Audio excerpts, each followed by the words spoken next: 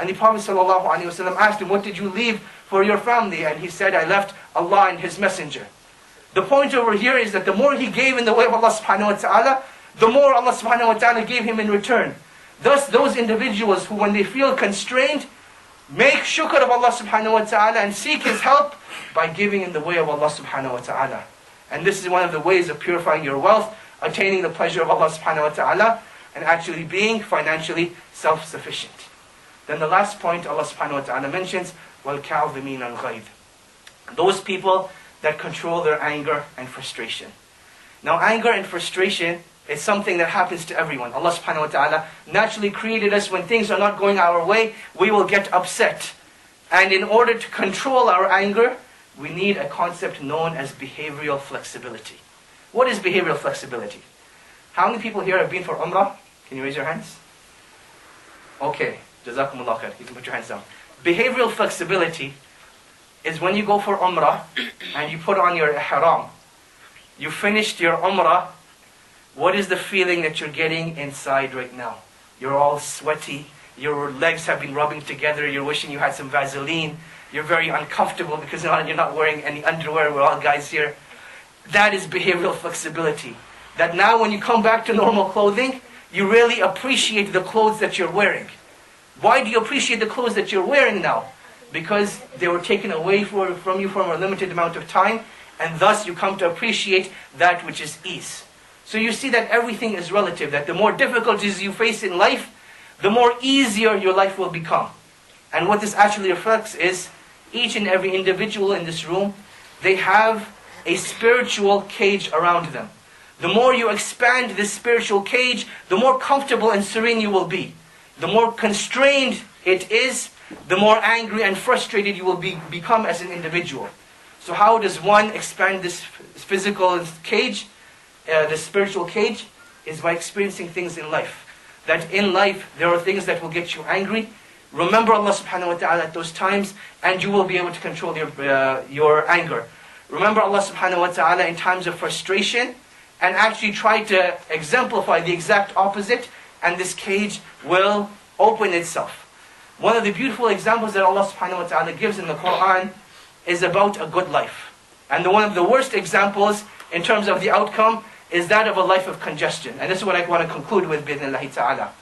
How does one attain a good life? Allah subhanahu wa ta'ala says in Surah Al-Nahl, مَنْ عَمِلَ صَالِحًا مِنْ ذَكَرٍ أَوْ أُنْثَى وَهُوَ مُؤْمِنٌ فَلَنُحْيَنَّهُ حَيَاةً طَيِّبًا.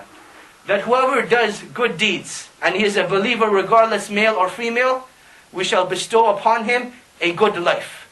The key word over here, مَنْ عَمِلَ صَالِحًا, is doing good and righteous deeds. Now, how about the exact opposite? When do people live lives of congestion? When do things become constrained for individuals? Allah subhanahu wa ta'ala says in Surah Taha, وَمَنْ أَعْرَضَ عَنْ ذِكْرِي فَإِنَّ لَهُ مَعِيشَةً ضَنْكًا وَنَحْشُرُهُ يَوْمَ الْقِيَامَةِ أَعْمَى قَالَ رَبِّي لِمَا حَشَرْتَنِي أَعْمَى وَقَدْ كُنْتُ بَصِيرًا قَالَ كَذَلِكَ أَتَتْكَ آيَاتُنَا فَنَسِيتَهَا وَكَذَلِكَ الْيَوْمَ تُنْسَى. That Allah subhanahu wa ta'ala says, and he who turns away from my remembrance shall have a life of hardship and a life of congestion. And he will be raised on the day of judgment as someone who is blind. He will say, "O my Lord, why have you raised me as someone who is blind when I was able to see?" And Allah subhanahu wa ta'ala will rebuke him on that day. Thus our signs and verses came to you, and you were oblivious to them, and you neglected them. And thus today you shall be the one who is neglected. Brothers and sisters, Allah subhanahu wa ta'ala, or brothers actually, there's no sisters here. Allah subhanahu wa ta'ala has given us a limited amount of time in this world. That the more impact you have in this world for the positive, the more you will be treated positively in the hereafter. The less impact you have in this world, the more negative you will be. Each and every individual, he leaves a legacy behind. What he will be remembered for. You can be remembered for the nice clothes. You can be remembered for the nice car, for the nice house. Or you can be remembered for absolutely nothing at all. But know that the more you want your ranks to be raised in the hereafter, the more you actually have to do in this world. And in order to feel content and serene, you have to do those righteous deeds. If you look at the pattern of the Muslims, and we were discussing this on the way here, that the average Muslim, he will come to the masjid and he wants the reminder so he can feel good about himself. Then he goes back to reality, he becomes more depressed, his emotions go down, and then he waits till the next reminder comes so that he can feel good about himself. Allah subhanahu wa ta'ala gives you the solution to feel good about yourself. If you want to feel good about yourself, do righteous deeds. The more depressed you feel, the more down you feel, the more you should hasten towards righteous deeds. Because the more you distance yourselves, the more depressed you will be, and the less of a legacy that you will leave behind. One of the most powerful instances that you find in the seerah, and this is my conclusion, was that of a Christian king. This Christian king, he ruled a kingdom. The unique thing about this kingdom, that even though while he was Christian, he ruled by justice, an Islamic principle. Eventually this king, he became Muslim, and all of you know him as An-Najashi.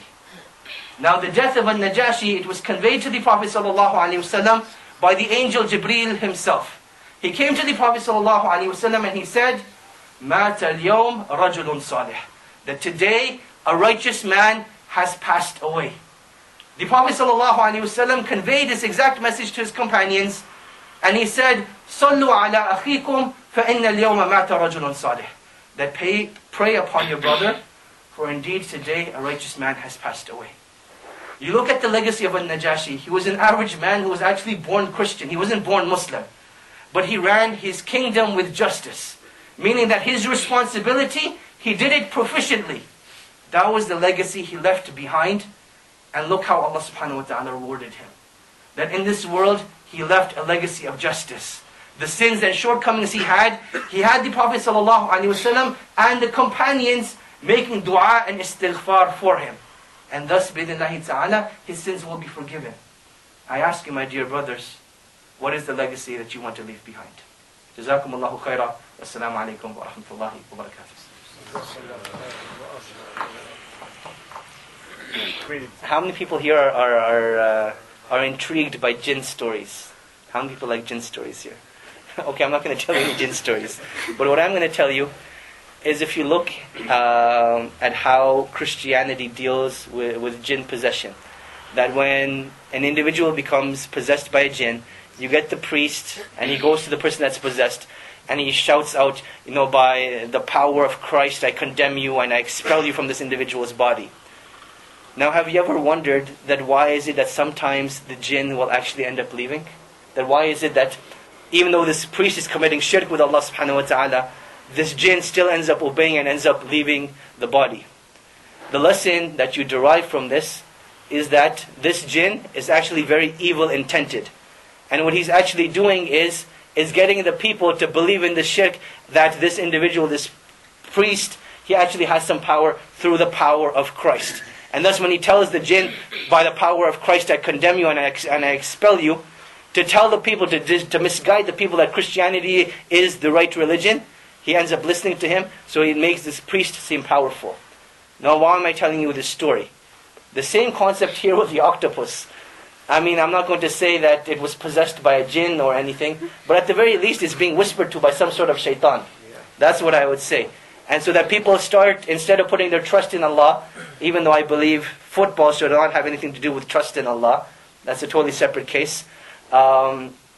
People end up putting their trust in the octopus to decide who's going to win and lose, instead of Allah subhanahu wa ta'ala. So these things will naturally happen. The shayateen will do whatever they want to do in order to take people away from Allah and bring them to other forms of deviance. It's the sad reality of our times that we can't see the greater picture or the greater realities behind these things. Allahul Musta'an. I think we'll conclude with that, inshallah. Subhanakallahumma wa bihamdik.